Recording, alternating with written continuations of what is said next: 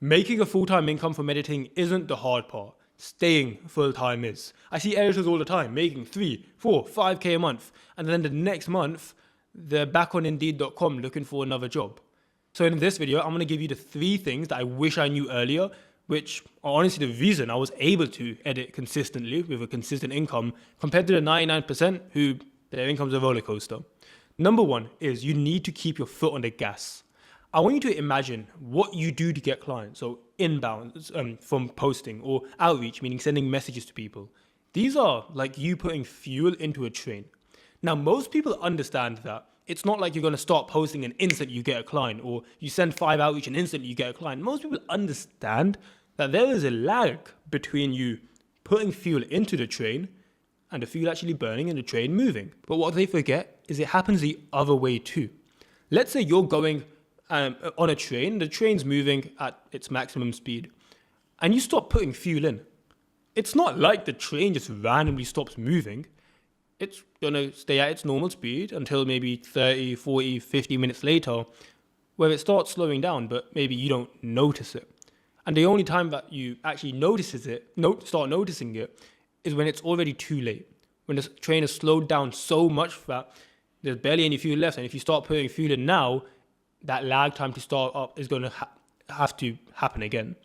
The way that this relates to editing is, let's say you're outreaching, you're posting, you get the clients you need, you're making a couple K a month, awesome. That's not the time to stop putting fuel in. What editors do all the time is they start outreaching because they need clients, they get the clients, they stop outreaching because they feel like they don't need to do it anymore, and then a few weeks later they're confused why the clients dropped them and now they're left without work. So they try outreaching again, but they're not able to pick up as quickly as they thought they'd be able to because of that outreach lag. So remember, like when things are going well, you push even harder on the inputs. When you have the clients, you outreach not less, but more. I call it client flow. It's literally how many clients do you get into conversations with. That is going to determine how many options you have and therefore how much you can raise your prices. Because let's say right now you're charging, I don't know, like $400 per video. You might feel underpaid at that because realistically at $400 a video, you might make like a few $1,000s a month. That's not something where you can negotiate a higher price if that's the only person you've got at $400. But if you knew you had 8 current conversations going on, 3 of them are literally ready to pay, it would be so much easier for you to tell all of them like, hey, this video is going to be $800. Sure, like most of them are probably going to say no, but out of 8 people, there's probably going to be 1 who says yes. But you're only able to make those decisions when you have enough abundance of potential clients coming in. By the way, if you aren't tracking any of your outreach data right now, so you couldn't tell me your response rate, you couldn't tell me your close rate to the exact percentage, then I've made you a free outreach tracker. It's the same one that I give to all my students that I help scale their editing incomes.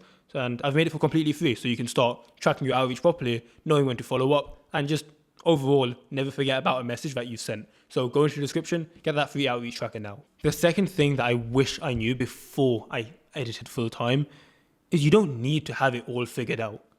In fact, Aaron, one of the guys that we took from 1k a month to 10k a month within the editing layer program, which is our coaching program for video editors, he essentially recorded like a 1-hour video breaking down his best lessons that he took from us and that he took from his journey as soon as he hit his goal, and it's in the community now.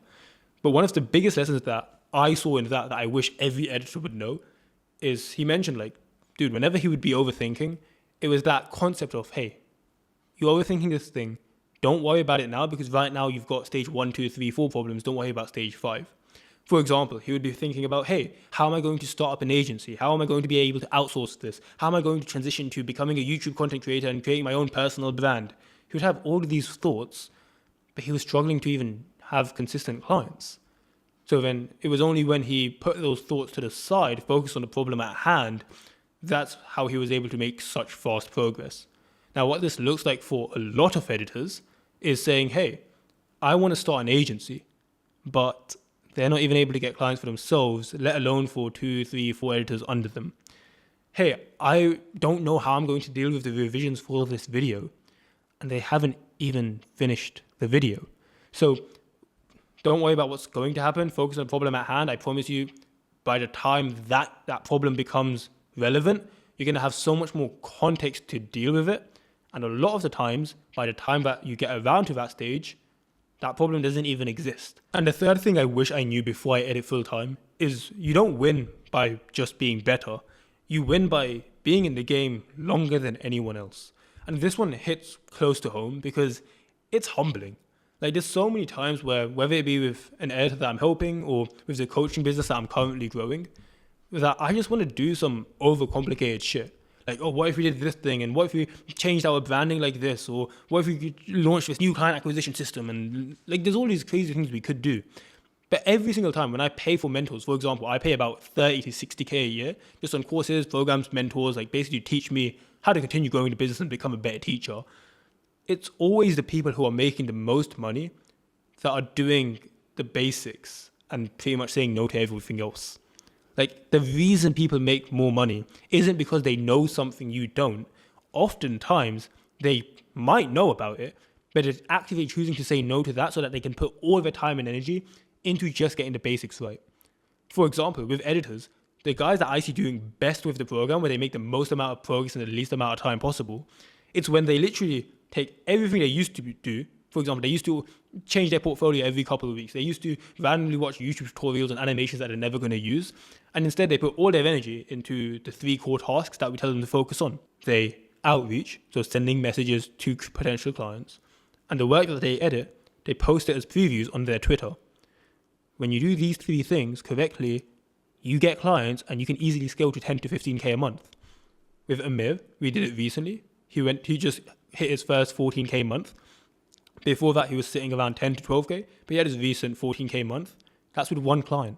He just did the basics. Carter, he hit his first 10K month recently. He's been sitting there for around 3 months now. He did that by doing the basics. Ali, when he came to us, he didn't have a single consistent client. He made like $400 in his entire life. He was stuck in a normal job. In his first month, he made 3K. In his second month, he has 5K. Third month was 5.5K. Fourth month was 6K. Fifth to sixth month, he's sitting around 7 to 8K a month right now. Why was he able to literally get... His first month was a 3K month. Most editors don't hit that in a year. Why was he able to do that so quickly? Because we stripped away all the bullshit and we just said, hey, do the basics. And now, how do you actually stay consistent with your income? It's by, when you get a weird idea or a crazy idea, it's the discipline to say, no, I'm just going to decide to keep doing the basics.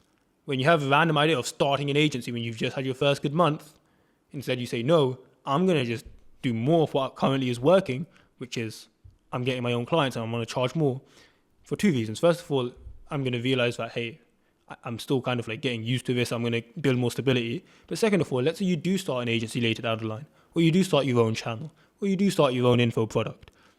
That's the thing. Like, you're going to have more context and more experience by just doing more of what's already working. Like, whenever you feel like you're about to get burned out, ask yourself like, okay, am I actually burned out? Or is it that things are just feeling hard right now? Whenever you feel like you want to pursue a new business opportunity, I've heard faceless channels make a lot of money. Is it really that? Or is it just a sexy, shiny object because right now you're going through a hard part in your editing journey? Like, these things that seem so shiny, they seem shiny because you're not actually suffering the problems of them. For example, as soon as you start an agency, now you have to get the clients that you're actually going to give to these editors. Now you're managing people. Now you're managing payroll. Now suddenly you got to consider profit margins, because before you were basically pocketing all the money minus Stripe fees and PayPal fees. But now you're probably running on like 20 to 40% margins because you have a team to pay. Because once you have the basics down, edit the videos, outreach, and post the videos, the rest is just personal management. It's how can you become more productive so that you get more output in these 3 areas. And how do you do it in a way where you can do it for as long as you can without burning out and without stopping? For example, like, I posted for a year on my Twitter for pretty much, I think it was like 30, 50, 100 posts. I have no idea how many it was, but it was around a year. And I averaged less than 5 or 10 likes. I see editors now where if they don't get at least like 100 likes by their 5th post, they're like, oh my God, this doesn't work. Dude, I posted for a year with under 10 likes. And I still have this on my Twitter right now. It's VFX Malice. But the thing is, I was still getting clients from it. And it meant that I just kept posting. And when I did eventually blow up, I just rode that momentum and I'm still riding it. So it's like, you got to be able to just be able to stick through the shit longer than anyone else, because that's where the real rewards are. It's sort of like this. Imagine there's a big wall, right? And you're over this wall. You're on one side of this wall. And you're told that, hey, do you want to jump over this wall? You might say like, no, it's a pain in the ass. But if you said, hey, there's $100,000 on the other side, suddenly you try to figure out how to get over this wall. Here's the thing. The problems that you're facing in your current editing business of a big brick wall, there's $100,000 on the other side. Whenever you're running into a problem, it's like, hey, this is what it takes to make a couple $100,000 every single year through a business. Like, you didn't work a normal job. You decided that this is what you want to do. Did you think it was going to be easy? Of course not. Like, this is what it takes. But the thing is, on the other side of that wall is everything you've ever wanted. So you got to make the decision from now, is this something where you're willing to struggle in the short term for the winnings in the long term? And the best part about staying in a game or business longer than anyone else is you start experiencing the compound effect. Where, let's say you're the type of person where you send like 50 outreach in a month, and then for the next 3 months you don't send anything because you didn't get any replies.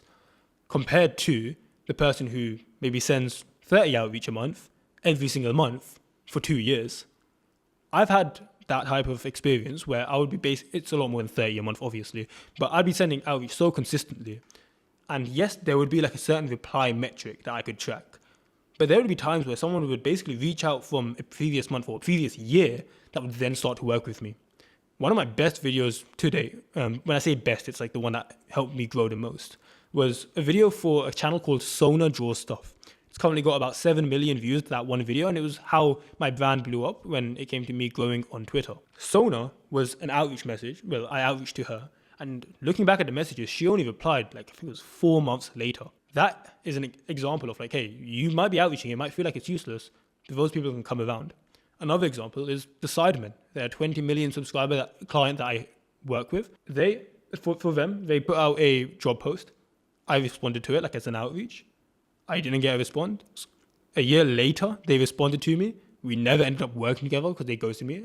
I didn't know how to follow up properly back then, truthfully, like now I do. But it was after a year after that, that's when I actually ended up working with them.